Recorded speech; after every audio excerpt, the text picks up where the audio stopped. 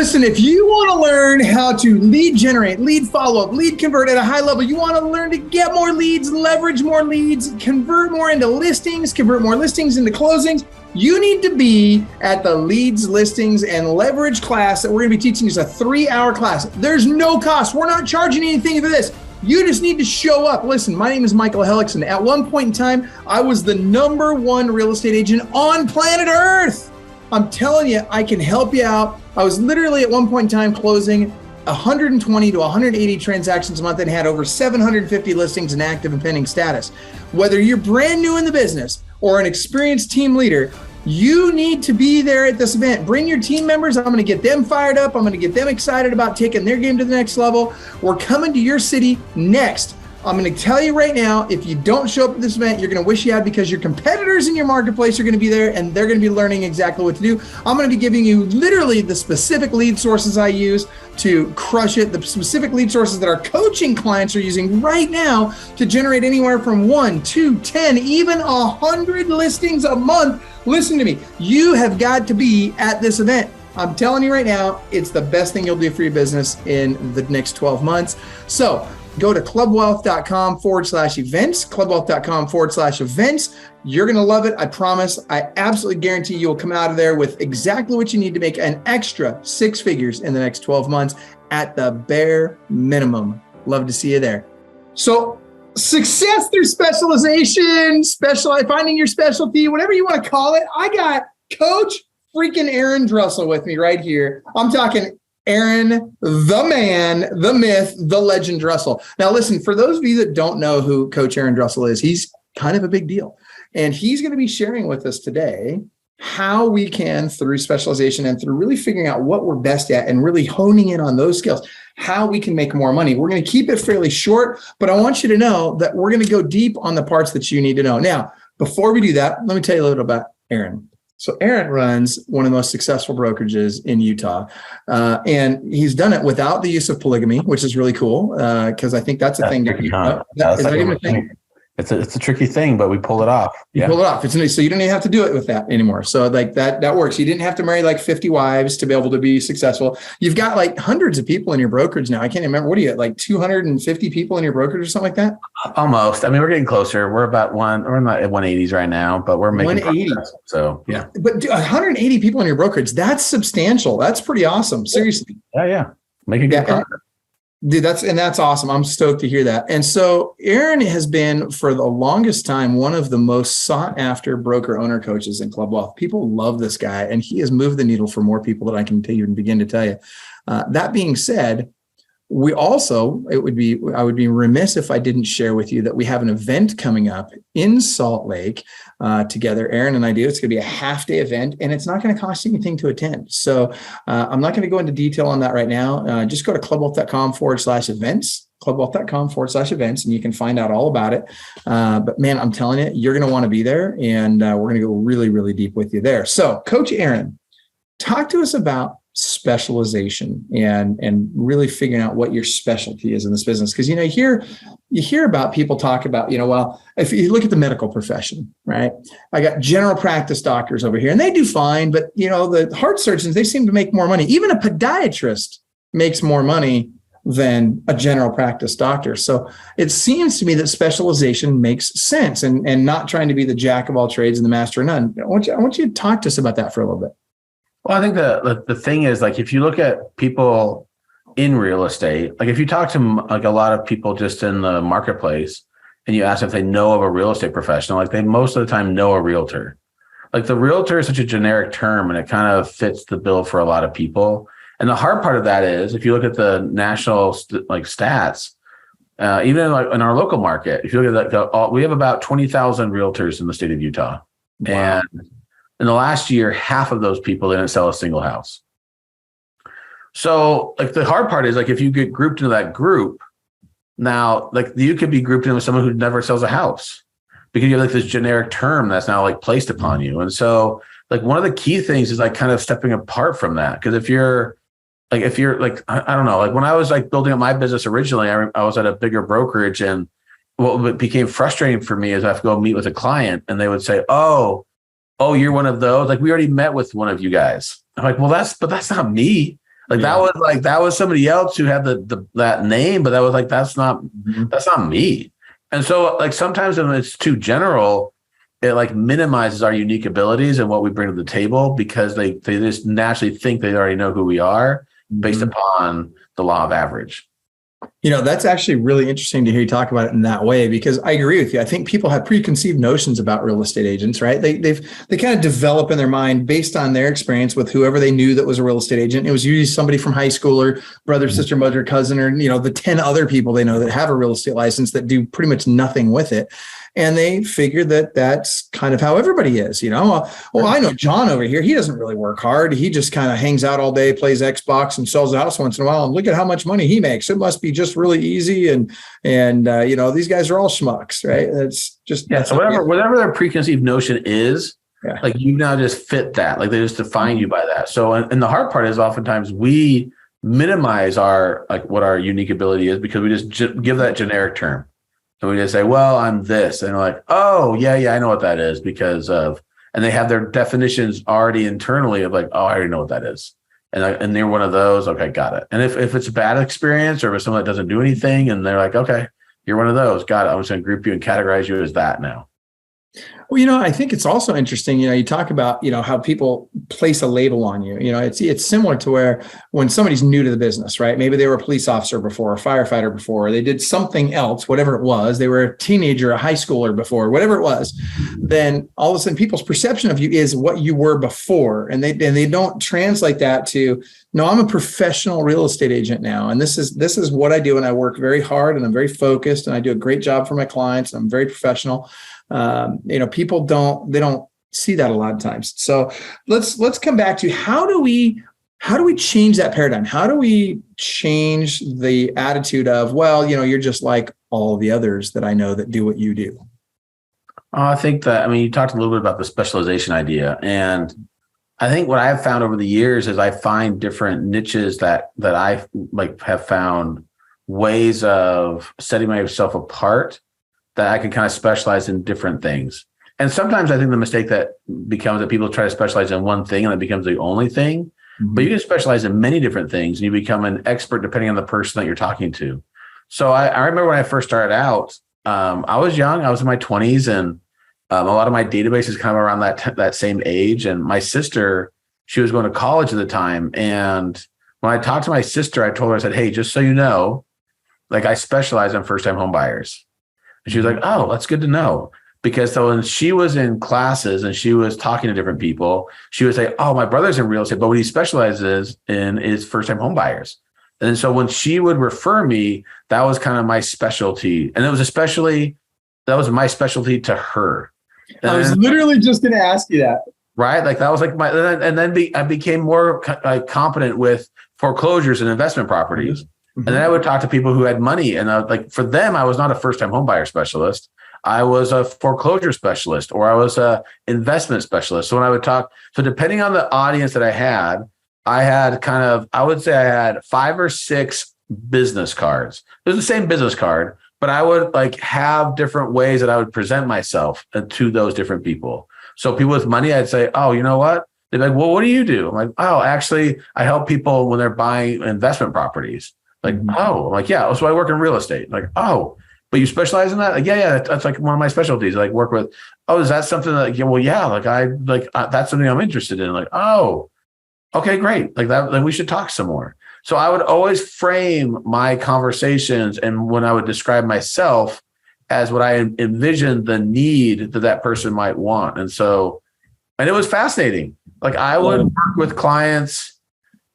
I started working with clients who had siblings who were real estate agents, but they would look at their siblings like, oh, my brother's an agent, but he just does like traditional real estate. Like, oh, well, that's good. Good for him. Yeah, I do the investment stuff. So we should talk some more because if you want, he's like, yeah, my brother, he just does the buying and selling of houses. Like, oh, yeah, that's good. Like that. You need people like that. And I would just kind of minimize the generalness of that.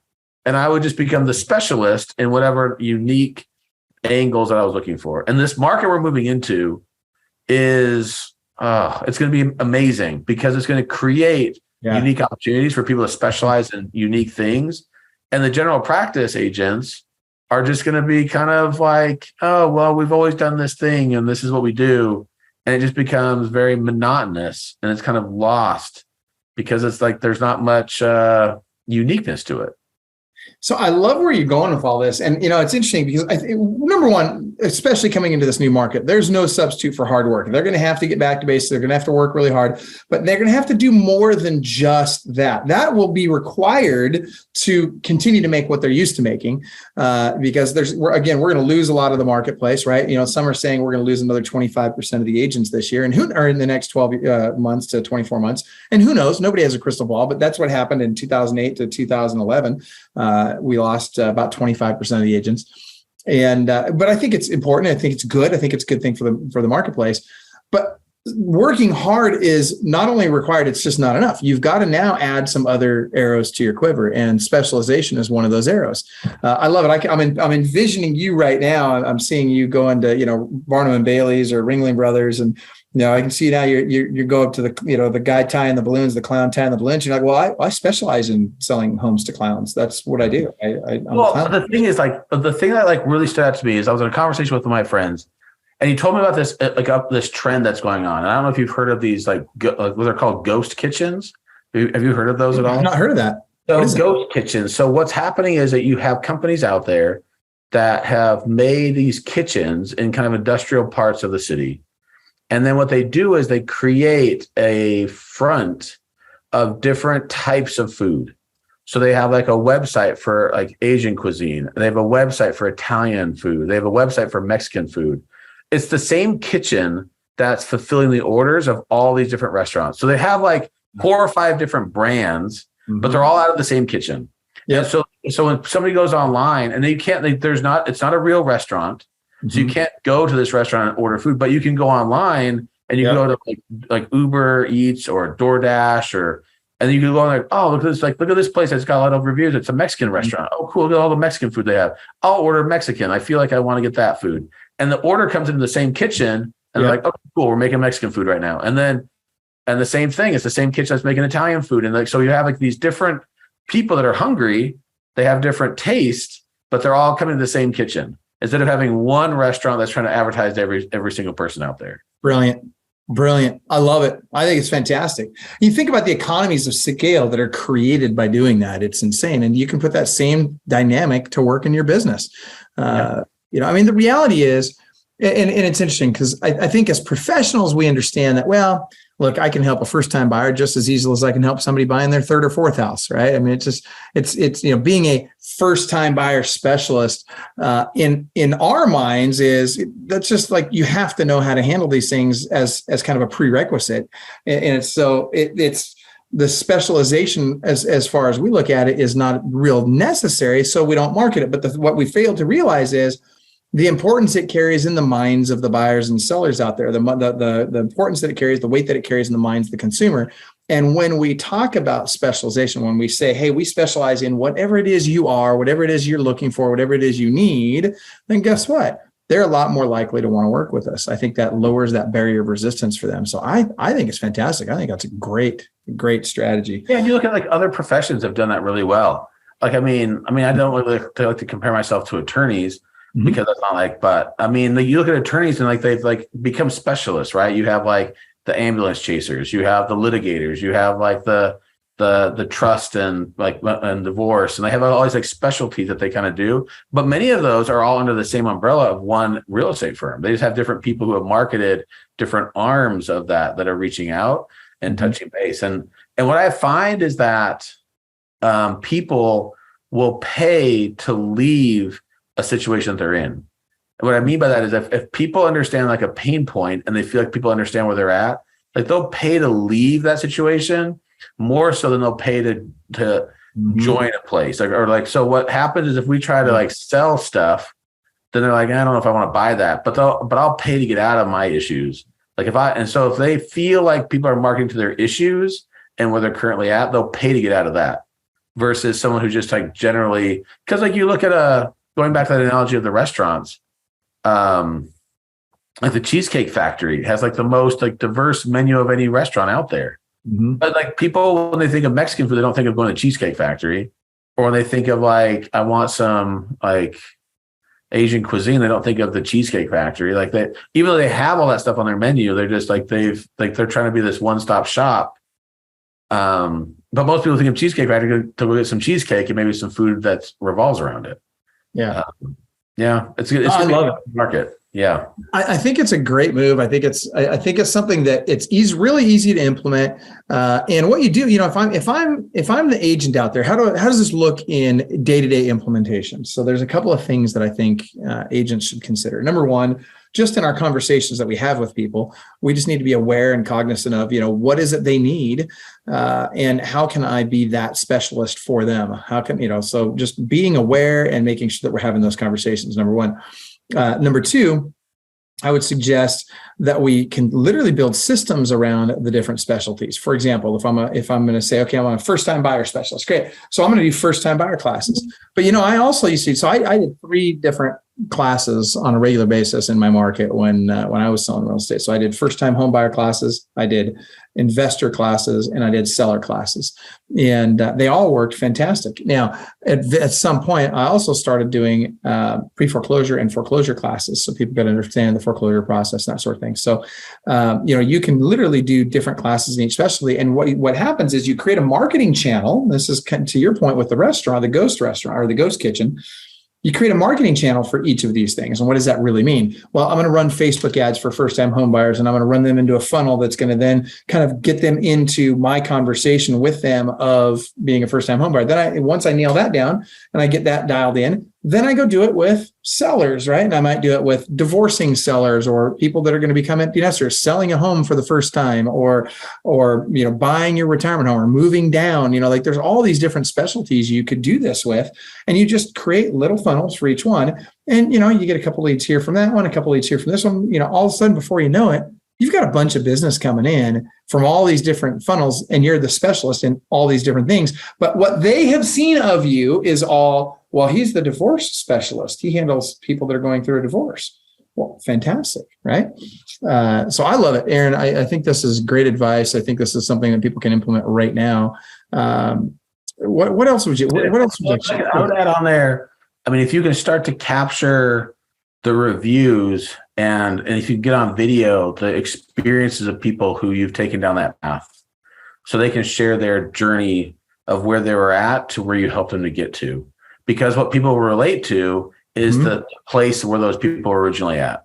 So if you can take someone from where they did not own a house to when they own a house, and then you ask them what were the struggles and challenges that you ran into before we met, and have the video being addressing those different concerns and issues. So the minute that someone watched that, oh, that's me. Like I'm totally at that same place. And then they see the path that you're able to help and be the guide on the side to get them to where they want to go to. You're like, oh, this is great because this is where I'm at. I want to get to that place and I'll go down that journey. And if you can start to create some different YouTube videos around that and create some marketing messaging and show various evidences of success. And I would say the more that you can make the people, the heroes in the journey, and then the people are going to relate to that. Because if you start to do the branding where you're the hero in the journey, that doesn't really resonate as well with people because it sounds too self-serving. But if you can make them the hero and you can say, wow, look at these people, they were battling this and it was so hard for them. And look at what they were able to accomplish. You create the drama built into that. Then people are like, oh, that's what we want. We want to move into that place too. And those are all unique channels that you could have. And you could have YouTube littered with all these videos of the struggles that people are in getting to where they want to go. Well, and I love that because it also provides that social proof, right? People want what other people have, and they want to know that I'm not the first one to work with this person. I'm not the first one to go down this path. I'm not experiencing this for the first time. When they see 5, 10, 20, 30, or however many different testimonials, video testimonials, whatever of people that have gone down a similar path with them. So for example, I wouldn't want to put my first time buyer testimonials on my seller ads. And I wouldn't want to put my seller ads on my first time buyer testimonials, or vice versa, right? I want to make sure that my testimonials are pertinent to that specialty. And the more you can whittle that down, the more you can dial in the marketing. You'd be surprised at how quickly this can accelerate the responses that you get from these various marketing channels. So, by the way, I want to touch back on one of the things you mentioned, Coach Aaron. You talked about the difference between hope for gain and fear of loss. And I really think that we can't let that just kind of slip by. People are far more motivated. There's only two things that motivate people, right? Hope for gain or fear of loss. And they are far more motivated by fear of loss than they ever are for hope for gain. And so you've got, and what do they want to lose? In this case, in most cases, when someone's buying or selling a home, generally speaking, there's a pain that they're trying to get away from. There's something that they're trying to move away from because it's causing them problems in their life for one reason or another. Maybe the house is too small. Maybe they don't like the neighborhood there and they don't like the neighbor next door. They don't like their spouse. They want to get divorced, right? Whatever. So you've got to speak to their pain and you've got to share, to your point, social proof of other people that had the exact same pain and how you solved it. And now you and your company become the solution. They become the hero in the journey, as you put it, right? So now it's, Aaron was going through this divorce and it was so hard for him. And he and his wife were struggling and they got the help they need. Now, obviously, if you're doing it with a divorce situation, you've got to make sure you've got their permission to use this as a testimonial. But you walk them through, hey, here's all the pain they went through and the challenges. And they finally made the decision that, hey, it's time for each of us to go our separate ways. And we got to figure out, what do we do with this big house that we bought together? How do we get rid of that? And then you walk them through that process. But then now here's where we ended up. We both ended up with a great place that we both love, that each of us loves, and we're, in new relationship, whatever. That's probably an extreme example, but you get my point. So that said, what else? Look at the Israelites back in the day. It took one night for them to leave their slavery in the Bible. And then it took them 40 years to find the happy place to be. But in one night, they're all right, we're out of here. We're done. And people will make quick decisions to leave their pain. They're like, we're out of here. We're done. We'll make that move. And the hard part is, if you went to the slaves or the Israelites back in the day, you're like, oh, this is this cool place we can go to. They're like, but we just want to get out of this terrible situation that we're in. Right. And people just want to get out of that place, whatever that is. And they'll make quick decisions to that versus the other thing you're trying to sell them on the other side. 100%. I love it. That's great. So you'll be able to get people to take action faster. All right. So I want to transition to another type of specialization for just a minute, because I get a lot of people in the industry think that, hey, I'm just going to do it all. I'm going to work with buyers and I'm going to work with sellers. And this one for me is a very, I get a lot of people get very touchy about this topic. And I'm curious as to your take on it. Do you feel like people make more money when they work with both? Or do you feel like they stand to make more money when they specialize in one or the other? With buyers and sellers? Uh-huh. I mean, my feeling is that they both are interchangeable in the fact that they create business with each other. So, I mean, if you have listings, they create more buyers.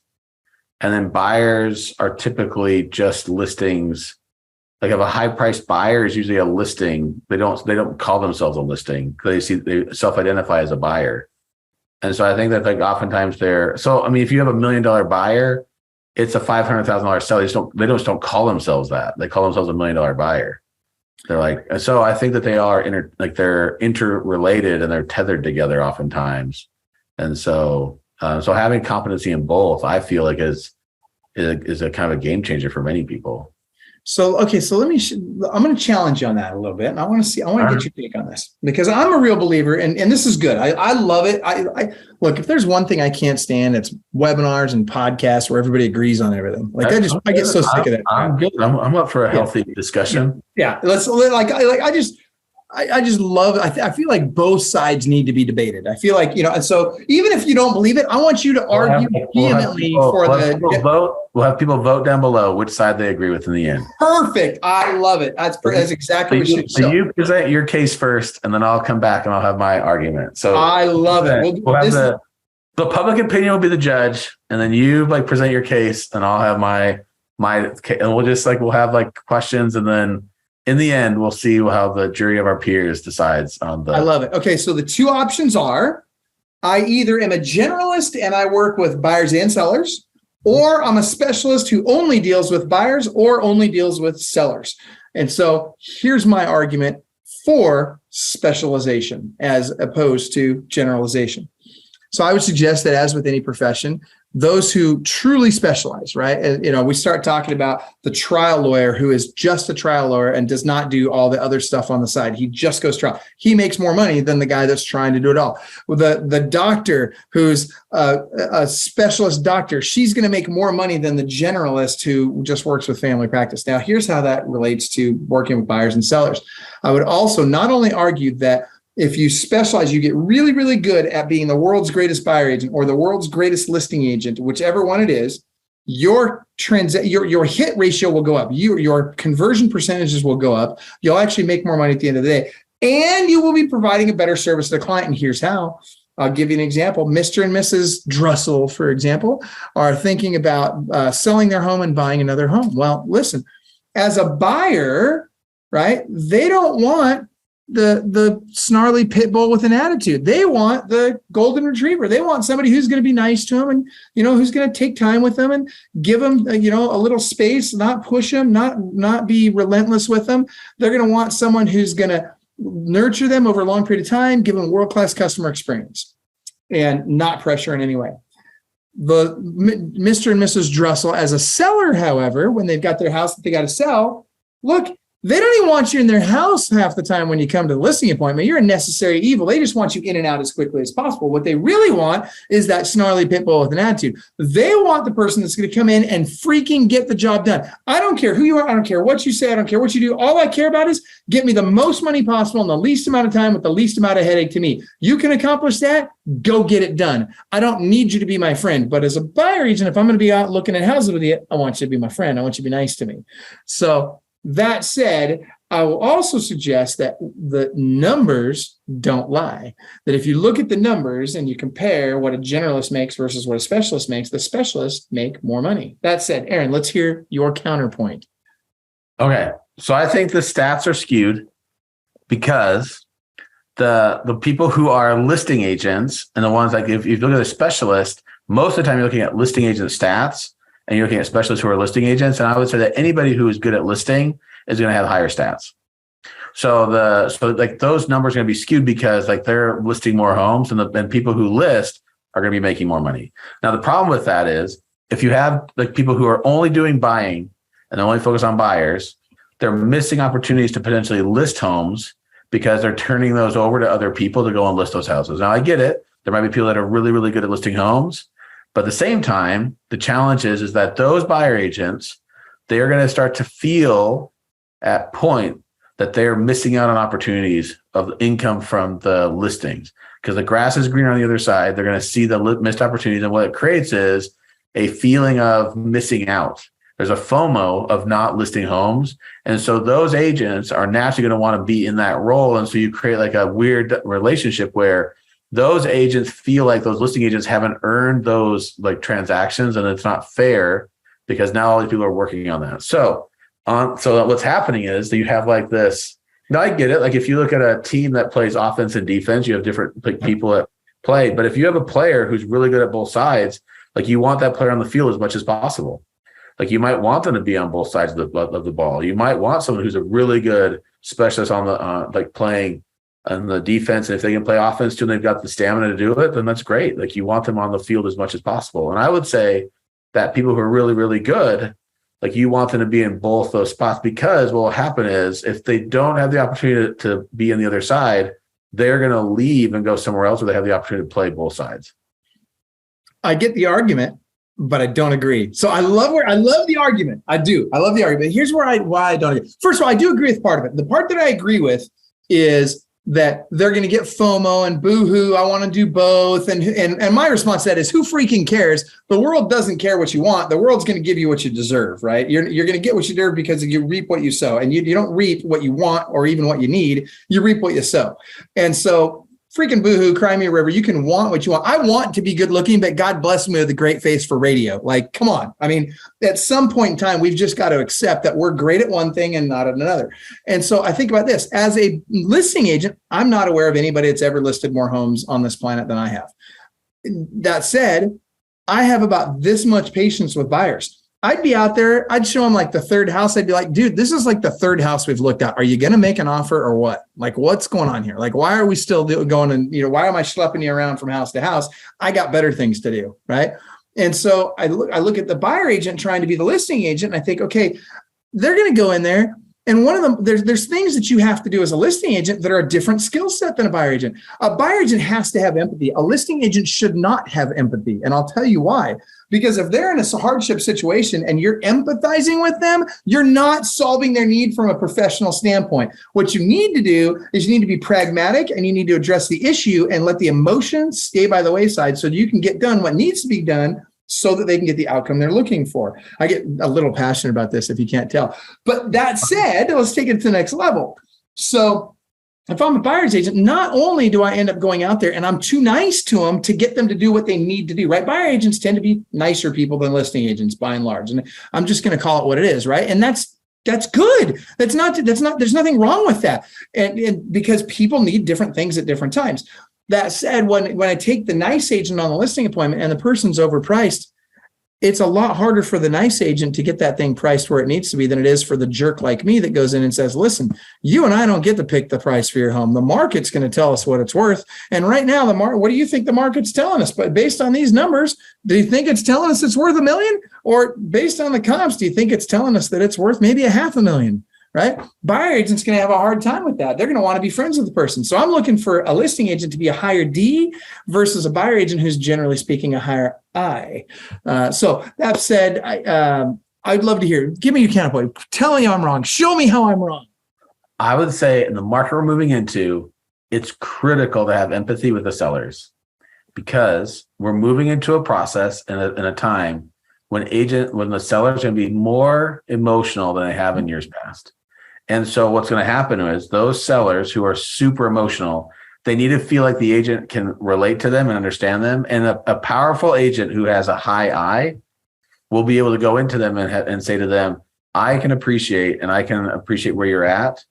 But what we want to make sure of is that we can, and if they can understand the core needs that person has, then they'll be able to go back to that as the driving force of why the price needs to be reduced, to go back to that process. So when they say, for example, someone like if they're getting divorced and they say, I got to get this house sold because of, and they say, well, then why is it important to get the house sold? Because I got to move on to this. And whatever that core thing is, like, then the pricing of the house comes back to the core need of what that person has, which is going to be like relieving themselves of that house. They need peace of mind and they need the benefits that they're trying to buy. And that's where you can have some powerful discussions on price reduction because you empathize with them. They feel they're being heard. And then you're able to use those core things that are the driving decision-making pieces for the seller and help them make those choices. So we're moving to a market right now where there's going to be high emotion. And I would say that agents are going to have to step into those hard conversations. And if there's not enough relationship capital in those relationships, it's going to be hard to have those conversations with sellers because the sellers are going to be very guarded and they're going to feel like the agents are more concerned with selling the house than what their needs are. And that's where the disconnect will come in. Okay. So I can appreciate that. I can understand how you might feel that way. In fact, truth be told, I feel that way once myself. You're becoming empathetic already. Look at you. You're already trying to you're moving from the D to the I in our negotiations right now. I like it. I like it. All right, go ahead. So I can understand, and I used to feel that way myself, Aaron, at one point in time. But what I found was that when I was on these literally thousands of listing appointments I've been on with people that were going through foreclosures, short sales, pre-foreclosures, foreclosures, all of it, everything from somebody's just getting ready to miss their first payment, all the way to somebody that I've got to kick out of their house because the bank asked me to. And I know you've been on lots of those as well. But what I found during these, literally, probably, I would say it's probably approaching somewhere in the neighborhood of 10,000 of these appointments in the life of my career. And what I found is that the very last thing they needed was for me to empathize with them. And the very first thing they needed was for me to do what needed to be done and get the job done. I'll give you an example of this. I'm going to give you a graphic, horrible example, but it's a great one. All right. You're going to the doctor to have a hemorrhoid looked at. The last thing you want is somebody being your best friend in that moment and holding your hand and, hey, we're going to get through this together. You're just like, dude, could you just get the job done so I can get out of here and keep what's left of my dignity, right? Like, you just want to peace out. I don't want to deal with this, right? And so you've got to really think about where they're at in their life. If you really have empathy, you've got to respect and understand that they don't want you there. They're embarrassed about what's going on. They want to get this done as quickly as possible, and they don't want to think about it. They just want it out of their minds. And the best way we can do that is to get right to the point, because here's what happens. As soon as we get wrapped into the emotion of the situation, we go down a rabbit hole. We no longer can serve them as a professional. Now we've gone down an emotional rabbit hole, and we can't have the tough conversations that need to be had in order for them to get what really they need to get out of this situation. Yeah. And then I would add to that, if you look at the stats, I'm just making up stats off my head, but these are things that I've heard in the past, and that is that typically in a relationship, if it's a male-female relationship, that the wife is one who makes the decision about 80% of the time when it comes to houses. Mm-hmm. And so the hard part is, I think the high D and like that driving part will work a lot with guys to relate with them. But I think the empathetic side will work with the female to be like understand where she's coming from. And so you're connecting with the person who's actually typically the one who makes it. Now, especially on the buy side, but I say on the selling side too, if you don't have that empathetic connection with people, then what happens is like it becomes like you're almost mansplaining the real estate process versus like empathizing and being able to help them through that process as a guide on the side. I can appreciate that. So that said, I think at this point, I think we're good. I think we both have back and forth. What's that? It's been a fun discussion. It would be fun to we could even take it to the stage sometime at an event. We'll see. We'll have the audience pick through their cell phone. They'll be able to vote, and we'll see which direction they go. Well, I would like to know, for those of you that are on Facebook watching this right now, type into the comments in the Facebook on the Facebook post. Why don't you type in there which direction, which one? And it's not about who won or who lost, although we all know who won. I think we can agree on that. But that's not what it's about. But I think what I want to hear is, would you go emotional or professional in this situation? So that's all that's what I want to see. Type in the chat. Emotional or professional when it comes to dealing with short sales and foreclosures. Type that into the chat or the comments right now, and let's see. Okay. Well, we'll see how this plays out. It's good. I want to see how it plays out. I'm excited to find out. So that being said, Coach Aaron Drussel, I can't thank you enough. I'm really excited about the event that we've got coming up. First of all, we got a couple of big events coming up. We've got Business Strategy Mastermind Conference. Of course, that's coming up soon. It's like a week and a half away. It's a week from yesterday, I think. Yeah, a week from. Is that right? Yeah, a week from. Yeah, it's coming up. Oh, sorry, 2 weeks. 2 weeks from. 2 weeks from now, it'll be over. I don't know. It's coming up quick. It's. Yeah, 2 weeks from now, it'll be like ending. It'll be like the end of it. So that's correct. 2 weeks from now, we'll be at Disneyland eating a Mickey Mouse ice cream together. But that being said, I want to. Brittany's giving our producer is giving me it's 12 days, knucklehead. All right, I got it. I appreciate that, Brittany. Thank you. The 12 days of BSM, like that's typically there's a gift given away the 12 days leading up to it. It almost seems like we should have an advent calendar for BSM, right? Don't you think? Chocolates inside, something like that. That'd be legit. I'd be down for that. Hey, so here's what I'm going to challenge you to do, Coach Aaron. So at the event at BSM, I didn't think about this beforehand, but I want to do this. I think I'd like to see you and I on stage together swapping dad jokes. I think I think that could be fun. I'm gonna send you a video. Coach Lee posted something on his Facebook group on his Facebook page here. I think it was this morning. A couple of guys swapping dad jokes. I thought that'd be fun to do that with Aaron sometime. All right. So we may need to look at that. All right, I'm game. Okay. All right.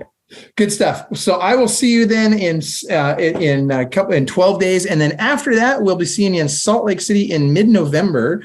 And by the way, this part they're going to be cutting this out of the video, of course, so that it's not part of the. And Brittany, make sure you cut that out for the actual Club TV episode. But November 16th is the event that we're going to be doing in Utah, Salt Lake City, Utah. Is it in actually Salt Lake, or is it somewhere else? Is it Draper? Right south of Salt Lake. Yeah, it's just right there. Sandy. Okay, she's telling me Sandy.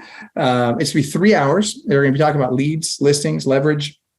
And Coach Aaron's right. The market has shifted, and it's going to shift even harder. And nobody knows what it's really going to look like. Nobody knows, are we going to see a big foreclosure boom again or not? I will tell you that we're starting to see some foreclosures. We're starting to see people defaulting on loans already.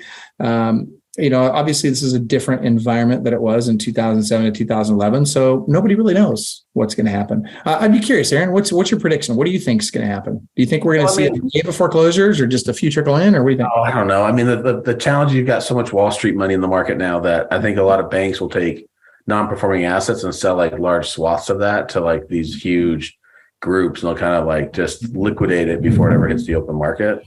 Yep. But that'll be like, so who knows? Like that wasn't really a factor before, but I think you're going to see more of that. But I think you're right about that. But I think the biggest thing that I'm excited about when the market starts to change is we're at a market that we're moving into where people can negotiate again on the buy side. Mm-hmm. And you've got a lot of people with a lot of money who have been sitting on the sideline just waiting for the opportunity to come back in and negotiate in the marketplace. The people with cash the last couple of years, they still want to play, because most of the people I know with cash don't like to overpay for stuff. And so when you have cash, you want to come in and be able to feel like you have some leverage. And when you're coming into a marketplace where you're paying full price or above, and people kind of thumb their nose up and like, oh, I'm not, you're a cash buyer, like, I don't even care. I'm going to take this other offer who's like for way more. And the cash buyer's like, well, then fine, I'm going to wait. And they've been kind of sitting on the sideline, and now the game is being played where now it's almost time for them to sub in. And it's like, all right, well, now the game is like this is my speed. Like now I can start to negotiate. And so I'm seeing more and more of the people who've been on the sidelines stepping up. And it's going to be interesting because now there's plenty of money out there in the world. It's just been waiting for the right time to come into the marketplace. And so I think you'll see some changes in that coming up. I think you're spot on with that. And, it's interesting because you talk about the ability for buyers to negotiate. If you look at, if the price comes down just a little bit, we're actually, even though the interest rates have gone up, your payment's going to be the same. And yet now you're capturing that house at a lower price point. And we know, interest rates are going to go up and down, up and down, up and down, right? I mean, that's just what they're going to do. At some point, we don't know when that is, but at some point, this market's going to bottom out. At some point, they're going to have raised interest rates enough that they're going to have accomplished what they've been trying to accomplish, which is to stop inflation and to stop this crazy appreciation that we've had that's been driving inflation. And when that happens, they're going to want the economy to not die, right? They're not going to want to see us all of a sudden go into a depression. And so what are they going to have to do to kickstart that economy again? They're going to lower interest rates, right? So as soon as interest rates go lower, well, guess what? You've locked in the house at a lower price now, and interest rates come down. Guess what? Now you get the lower price and you get to refinance. And that's when your payment actually comes down. You still own the asset at a more reasonable price. And it's an asset that's going to appreciate. And if you look at it over the long term, there's never been a 30-year period in history where prices haven't gone up. And so no matter what you buy now, you're paying it down, you're getting the tax deductions, you're gaining appreciation. And at some point that thing's paid off and you own it free and clear, unless you just continue to roll it for cash flow.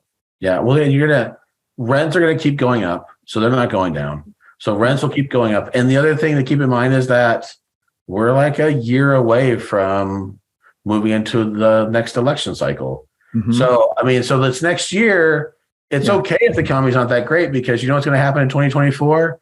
It's going to be amazing because people want to get reelected. And so they're going to game the system, whatever they can do to have this amazing economy that comes back, and they'll say, see what we've figured out, what we've saved you all, and that you should vote us back in. It's amazing how it's all going to work out in 2024. That's right. It's going to be an amazing recovery so that people can get reelected back in. Yep. No, I completely agree. And so, I think really with the message that I get out of that is stay the course, work your tail off, right? Keep your nose to the grindstone, keep your foot on the gas, develop really, really good habits on a daily basis.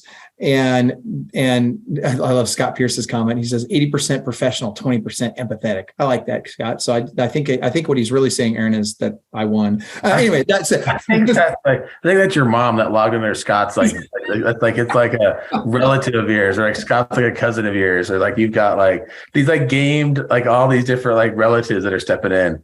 If we go back and look at a bunch of bots from the Philippines that voted, then it's all off. So you may be right about that. Honestly, though, I think if it was actually my mom and not Scott, and by the way, for those of you who don't know Scott Pierce, this is the guy that invented and owns and created listings to leads. Probably the best dollar for dollar. That's amazing. He's like his system is unreal. So no, truly. Yeah. No, our brokerage uses it. Our agents all use it. We teach classes in our brokerage all the time. It's like dollar for dollar, probably the best lead generation program that's out there. 100% agree. 100% agree. Which was, dang it, we're not supposed to agree. We're supposed to point counterpoint here, man. We can't be agreeing on stuff. You're just very empathetic about it. It's all good. I'm not being empathetic at all. Stop calling me empathetic, Aaron Drussel. Very high eye. I appreciate it. Good. So if you guys, by the way, hey, if you guys want a discount, you want to get the Club Wealth discount on listings to leads, go to clubwealth.com/L2L, clubwealth.com/L2L. Every top producer I know uses it. And all our clients, or at least I should say all of them, but a good number of our clients that are entry-level agents also are using it because it's super affordable. It's, I mean, and I shouldn't be saying this because I know Scott's watching right now. I'm literally watching him type in comments as we're talking.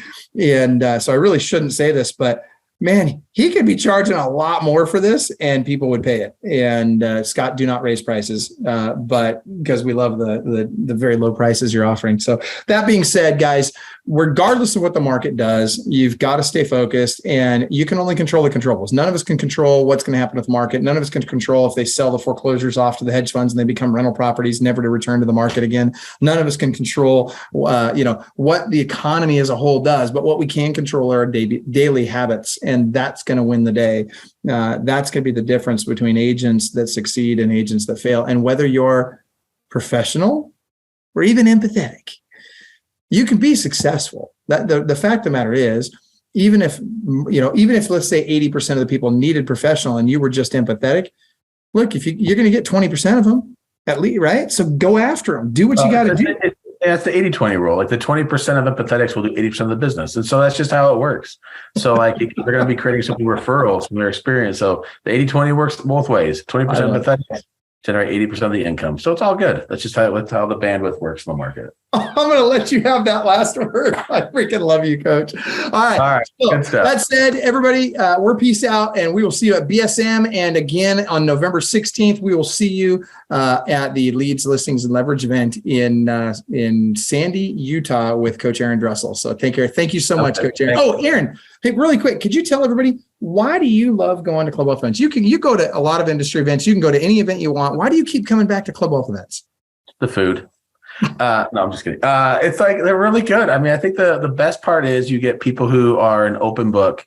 They share their best practices. You get people who are in the trenches, who are actually doing production, and they share their tools and their resources and what they've learned.